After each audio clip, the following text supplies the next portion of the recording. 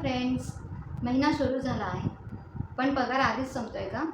आजच्या ब्लॉगमध्ये आपण बोलणार आहोत बजेट, सेविंग आणि घर चालवायचे स्मार्ट ट्रिक्स. चला तर आजचा ब्लॉग स्टार्ट करूया आणि स्मार्ट ट्रिक्स काय आहेत ते जाणून घेऊया. जी बजेट, सेविंग आणि स्मार्ट प्लॅनिंग करते, जी खरी घरची बॉस असते. महागाई खूप वाढते आहे, पण बजेट वाढत नाही आणि या सगळ्यात घर चालवते कोण? तर खरी घरची बॉस लेडी. महिन्याच्या सुरुवातीला पगार येतो आणि शेवटी प्रश्न एकच, पैसे गेले कुठे? किराणा, भाजी, दूध, गॅस, लाईट बिल, शाळेची फी, सण समारंभ आणि मध्येच येणारा अचानक खर्च. यामुळे आपलं बजेट जे आहे ते डाऊन होतं. सेविंग करायची आहे पण उत्पन्न मर्यादित, खर्च अनलिमिटेड आणि महागाई एवढी वाढली आहे. खूप साऱ्या गृहिणी अशा असतात ज्या स्वतःसाठी काहीच घेत नाही, स्वतःच्या गरजा कट करून घर खर्च चालवतात, पण तरीही महिन्याच्या शेवटी झिरो बॅलन्स. पण थांबा, स्मार्ट गृहिणी असे बजेट गेम खेळते. महिन्याचा बजेट बनवा आणि पॉवर मिळवा. म्हणजेच महिन्याच्या सुरुवातीला तुमचा मंथली बजेट बनवा, ज्यामुळे तुम्हाला तुमचा खर्च महिन्याचा किती येईल त्यामुळे हे तुम्हाला समजेल आणि तुमच्याकडे किती पैसे सेविंग राहू शकतात ते तुम्हाला कळेल. त्यामुळे तुम्हाला एक पॉवर येईल. जसं तुमचं मंथली बजेट खर्च ट्रॅक करा. लहान लहान खर्च आपण करत असतो, पण तेच खर्च लहान लहान आपल्याला खूप जास्त बजेट प्रॉब्लेम क्रिएट करतात. लहान लहान खर्च आपण काय करतो ते ट्रॅक करा, त्याची नोंद करत जा. गरज असेल तेच शॉपिंग करा, तेच परचेस करा. उगाचच डिस्काउंट आहे म्हणून एक्स्ट्रा पैसे खर्च करू नका, एक्स्ट्रा शॉपिंग करू नका. सॅलरी आली की पहिला सेविंगचे पैसे बाजूला काढा आणि मग खर्च करायला सुरुवात करा. तुमचं मंथली बजेट किती आहे त्याची आधी टोटल करा, तेवढे पैसे साईडला काढा. जे एक्स्ट्रा पैसे आहेत ते तुम्ही सेविंग म्हणून साईडला काढा. आधी बचत मग खर्च हा रूल फॉलो करा. एमर्जन्सी फंड बाजूला ठेवा, त्यामुळे तुमची लाईफ टेन्शन फ्री होतो. अचानक काही प्रॉब्लेम आला तर तो साईडला ठेवलेले पैसे तुम्हाला यूज करता येतील.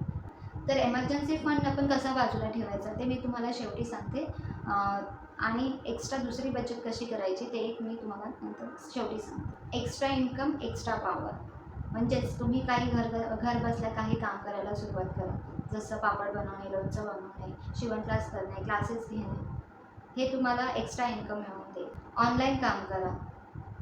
Small step big channel. म्हणजे सुरुवातीला तुम्हाला थोडं त्रास होईल, पण नंतर तुम्हाला त्याचा फायदाच होईल. तुमचा चॅनल एक दिवस छान ग्रो करेल. स्ट्रॉंग गृहिणी म्हणजे स्ट्रॉंग फॅमिली. तुमचं मंथली बजेट प्लॅनिंग जर स्ट्रॉंग असेल तर तुम्ही एक स्मार्ट गृहिणी बना. आजची गृहिणी फक्त घर सांभाळत नाही, तर ती बजेट, सेविंग आणि फ्युचर डिझाईन करते.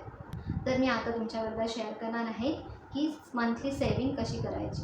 आणि मंथ एंडमध्ये जो तुम्हाला पैशांचा प्रॉब्लेम येतो, म्हणजेच मंथ एंडमध्ये सॅलरी संपून जाते आणि महिना संपलेलाच नसतो, तर त्याच्यावर कसं ते प्रॉब्लेम कसे सॉल्व करायचं ते मी तुम्हाला सांगते. तर फ्रेंड्स, महिना सुरू होतो आणि पगार आधीच संपून जातो. तर ह्या महिन्याच्या मंथ एंडमध्ये जो आपल्याला पैशांचा बजेटचा प्रॉब्लेम होतो तो कसा सॉल्व करायचा त्यासाठी मी काही ट्रिक्स, एक इम्पॉर्टंट ट्रिक मी तुमच्याबरोबर शेअर करते. सॅलरी येण्याआधी आपला किती खर्च होणार आहे आणि किती पैसे आपले सेविंग राहणार आहे ते तुम्ही आधीच बजेट प्लॅनिंग करून ठेवा.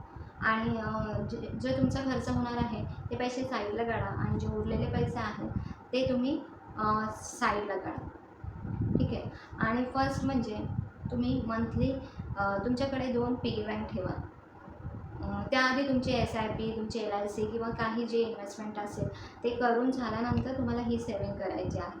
सेविंग करणं सुरुवातीलाच केलं तर तुमचे एक्स्ट्रा जे खर्च होतो तो कमी होईल.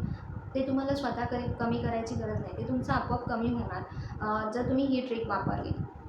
तर चला सांगते. त्यासाठी तुम्हाला 2 पिगी बँक लागणार आहेत. एक अशी पिगी बँक जी कुठूनही तुम्ही खोलू शकत नाही, ती डायरेक्ट तुम्हाला भरल्यानंतरच तुम्ही ती तोडूनच ते पैसे तुम्ही काढू शकता. अशी एक तुमच्याकडे किंवा मातीची ही पिगी बँक असते जी फोडल्याशिवाय त्यातून पैसे निघत नाही, किंवा अशी ही सुद्धा पिगी बँक एक आहे जी तुम्ही फोडल्याशिवाय त्यातले पैसे निघू शकणार नाही. ही तुम्ही खोलू शकत नाही. अशी पिगी बँक घ्या एक जी तुम्ही खोलू शकत नाही.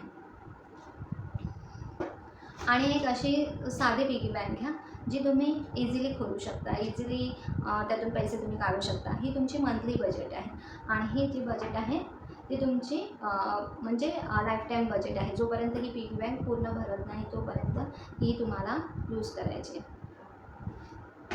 आता ह्या 2 पिगी बँक कशा वापरायच्या ते मी तुम्हाला सांगते.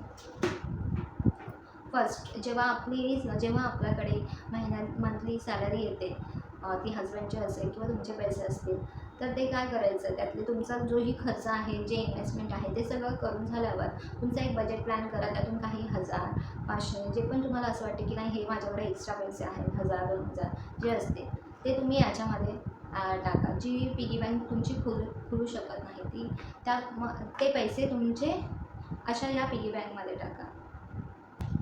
आणि ही एक साधी पिगी बँक आहे जी खूप स्वस्त मिळते, 10-20 रुपयामध्ये छोटीशी अशी पिगी बँक जी तुम्हाला मंथली फोडायची आहे. मंथली ही जेव्हा तुमच्या मंथच्या एंडमध्ये जो पैशांचा प्रॉब्लेम येतो, मंथ एंडमध्ये जो बजेटचा प्रॉब्लेम येतो, त्याच्यासाठी ही पिगी बँक यूज करायची. आता ह्याच्यामध्ये केव्हा पैसे टाकायचे, जेव्हा आपण मार्केटमध्ये जातो, भाजी वगैरे घेतो आणि तेव्हा आपल्याकडे सुट्टे पैसे चिल्लर किंवा 10-20 रुपये आपल्याकडे एक्स्ट्रा उरून जातात. ते पैसे आपल्याला नेहमी ह्याच्यामध्ये टाकायचे. रोजचे आपण जे खर्च करतो त्यातून जे पैसे आपल्याकडे सुट्टे उरतात, जसे चिल्लर उरते, काही 10-20 रुपयाची नोट उरते, जे आपण सहज ह्याच्यामध्ये डेलीची ह्याच्यामध्ये आपल्याला ह्याच्यात पैसे ते टाकायचेच आहे. तर ही पिगी बँक आपण मंथ एंडला जेव्हा आपल्याकडे बजेट प्रॉब्लेम होतो तेव्हा ह्याच्यातून 1000-500 तर निघूनच जातात आणि मंथ एंडमध्ये ते पैसे आपल्याला खूप उपयोगाचे ठरतात. जेव्हा आपल्याला मंथ एंडमध्ये पैसे नसतात तेव्हा ही पिगी बँक आपल्याला ओपन करायची आणि आपल्याला यूज करायची. वापरून आपण आपला मंथ एंडमध्ये जो पैशांचा प्रॉब्लेम येतो तो आपण ह्या पिगी बँकमधून आपण सॉल्व करू शकतो. आणि ह्या पिगी बँकमधून आपण आपली एक्स्ट्राची सेविंग होते. जसं काही प्रॉब्लेम आला तरच आपण ही पिगी बँक ओपन करू शकतो. किंवा तुम्हाला काय घ्यायची आहे मोठी वस्तू, तर ही पिगी बँक जी खुलत नाही अशी पिगी बँक आपल्याला ही तेव्हाच ओपन करायची जेव्हा आपल्याला पैशांची गरज असते. आणि ही पिगी बँक आपल्याला मंथली ओपन करायची मंथ एंडला, जेव्हा आपल्याकडे पैसे नसतात किंवा बजेटचा प्रॉब्लेम येतो तेव्हा. पण हे पैसे आपण जमवून ठेवलेत असं घरी सांगू नका. आणि दुसरी एक ट्रिक म्हणजे की ह्या दोन्ही पिगी बँकबद्दल फक्त तुम्हाला माहिती असलं पाहिजे. घरी इतर कोणालाही माहिती असलं नाही पाहिजे. कारण जर घरी माहिती असेल तर मग ते काही ना काही प्रॉब्लेम आलं की तुम्ही ओपन करायला लावणार आणि त्यातले पैसे ते मग यूज होऊन जाणार. त्यामुळे हे पैशांबद्दल फक्त तुम्हाला माहिती असलं पाहिजे. ह्या 2 पिगी बँकबद्दल फक्त तुम्हाला माहिती असलं पाहिजे आणि फक्त तुमच्या मर्जीने हे ओपन झाले पाहिजे. तुमच्या मर्जीने हे पिगी बँक यूज झाले पाहिजे ह्यातले पैसे. ठीक आहे, तर ही आहे एक छान अशी ट्रिक ज्यामुळे तुम्ही स्वतः पैसे मंथ एंडमध्ये जो प्रॉब्लेम येतो, बजेट प्रॉब्लेम येतो तो सॉल्व करायला यूज करू शकता. आणि सेकंड जी आहे, तुमचं काही स्वप्न असेल, काही मोठी वस्तू घ्यायची असेल, त्यासाठी ती दुसरीवाली पिगी बँक तुमची यूज होऊ शकते. तर फ्रेंड्स, सेविंग मोठी असो किंवा छोटी, सवय असणे महत्त्वाची असते. हा ब्लॉग आवडला असेल तर नक्की लाईक करा, शेअर करा आणि सबस्क्राईब करा. आणि तुमच्या कमेंट्स कळवा की तुम्हाला ही ट्रिक कशी वाटली. तर भेटूया नेक्स्ट ब्लॉगमध्ये. बाय.